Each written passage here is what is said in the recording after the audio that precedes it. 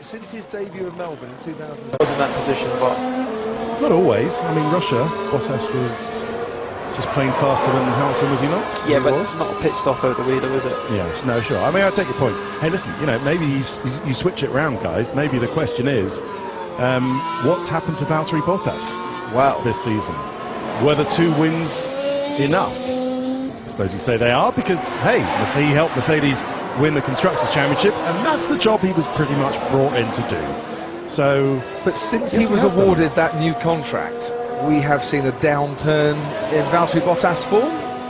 Fair, or we've seen an improvement by others? I think that's fair. I mean, I think when also you get to the crunch stages of the championship, you know, Bottas is up against not only his teammate, but he's up against Hamilton, Sebastian Vettel, doing everything he possibly can to try and win races and salvage the championship. So where's he going to fit in that? So I mean, sure, he's trying his best. I'm not saying he's not, but it's just been very tight, hasn't it? I wonder if the awarding of a 1-year deal was, in a way, slightly demotivating for a man who kind of thinks, well, we're going to prove it all over again, and they might be looking at someone else for a year beyond that. I don't think so.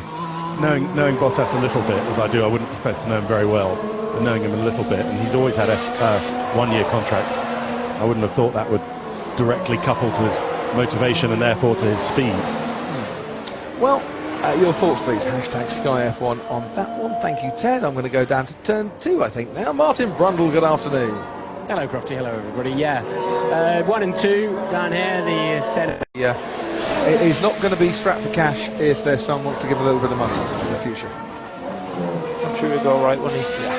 Yeah, it's a fairly large amount, and it's, well, what does it do for Daniel Ricciardo's contract negotiations? Because I'm sure Daniel won't want to be on what he's on now, given what Max is now being paid if he stays with Red Bull. I'm sure Lewis Hamilton, when he starts his contract negotiations with Mercedes, will go, yeah, but hang on, if they're paying that to Max, well, I'm a full-time world champion. What is it reported? Well, nothing's been reported, but I don't think you're going to get much change out of around about $45 million a year. I don't think it's up there. Well, depends who you talk to. Exactly. On that one. Hang on, someone's handing me a piece of paper. Christian Horner's quote was, "It wasn't cheap, but it's not the most expensive they've done." Well, with Sebastian Vettel's bonuses at one stage, I'm sure it was a very expensive deal in those days. That's exactly what I heard, what you've just been handed. It depends who you talk to as well on that one. I'd say Christian Horner's comments that, I had a chat with Christian on Monday. He said, yeah, well, Lewis Hamilton's now going to go and see Toto, and you know, we've helped him with his contract negotiations a bit, because he's a 4-time world champion. He's going to want to be on a lot more. If we're paying Max quite a bit, well, you know, everything goes up. I'm just watching. The timing screen froze because Hamilton's already through.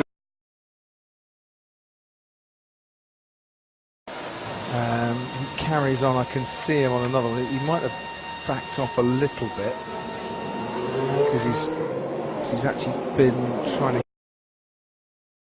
Yeah, he passed him across the line. He got a great toe up the straight to finish off the lap, and that's where it's all went a bit strange. Here he is now. You can see he has backed off. Lance Stroll locking up. Romain Grosjean was reporting on the radio. He's getting a lot of front locking as well. Whoa, that's close. Stroll. I got traffic at the same time. They're both in the way of the truck. Is that Ocon and Hamilton?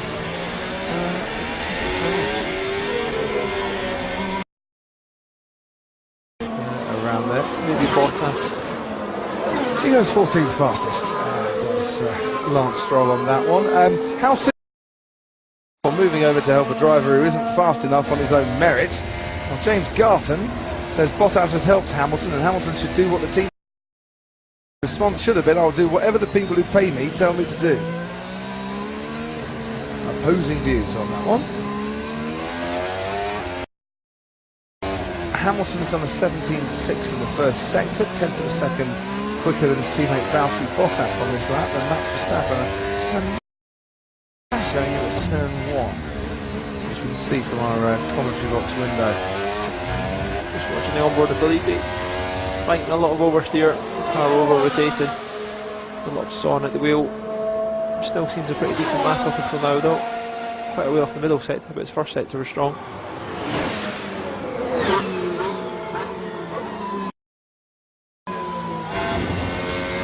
This is a great question.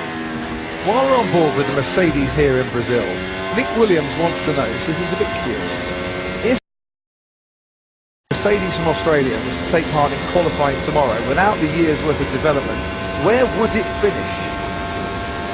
That's a really, really good question. In terms of lap time, Paul, how much fun car this weekend, do you think? Than where it started the year. Yeah.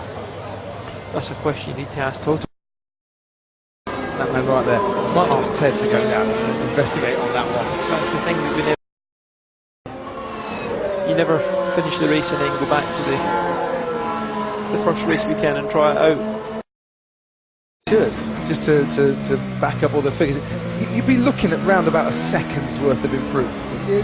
Yeah, I guess you would be at least. You've optimised your setup a lot around your package. I think the big thing leaving Melbourne, but the one thing you get at this point in the year is your engines are very used, whereas in Melbourne they start with a lot of because they're all fresh. So as long as you win Melbourne and you win now, it doesn't really matter, does it? It's a fabulous question, that, Nick, and I think that's, do you know what, if we've got Toto Wolff on the programme tomorrow or Sunday, I think that's a question that might just be worth asking, and if we don't live on air, I'll find him and I'll ask him myself, because that does deserve an answer. Thank you very much for that. And Ewan Rankin says, how am I enjoying the 280 character? I'm not. Keep it brief, please. I've got loads to try and read through here. And the more brief you keep it, the better off it is for Paul and I. Less is more. I don't know why we need these 280 characters. You say that, but you'll write something that's 200. Nope. So you're going to keep it under what it was before, are you? Absolutely. I don't intend to be writing very long tweets. That's not what Twitter was about.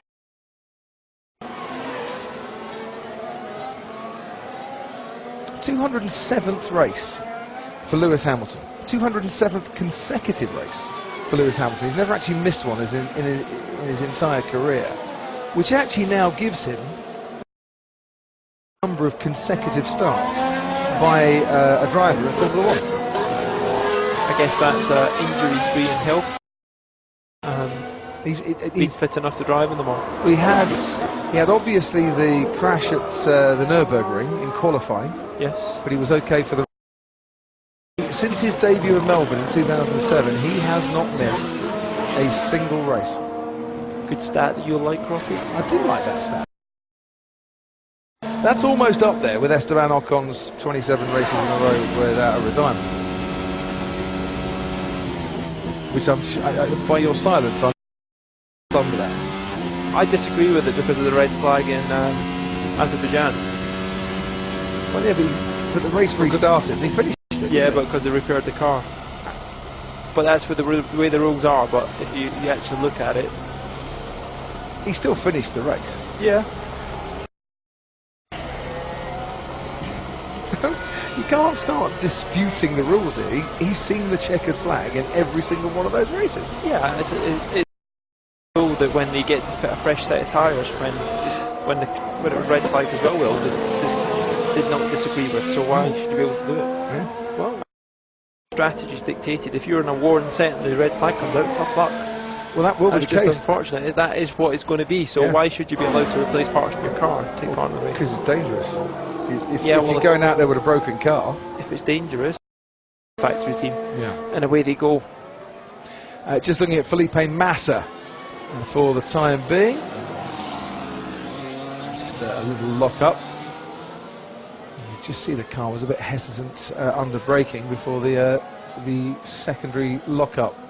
It's a great shot to see the energy going through the cars there, isn't it? Isn't it just? Felipe Massa at this moment in time is 7th fastest, just a second off the pace. Hamilton ahead of Bottas by 1/10 of a second.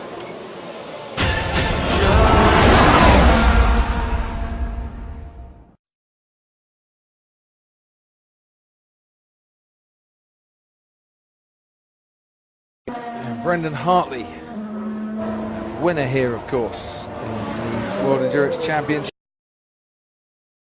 28 years old today, out on the super soft tyres at the moment.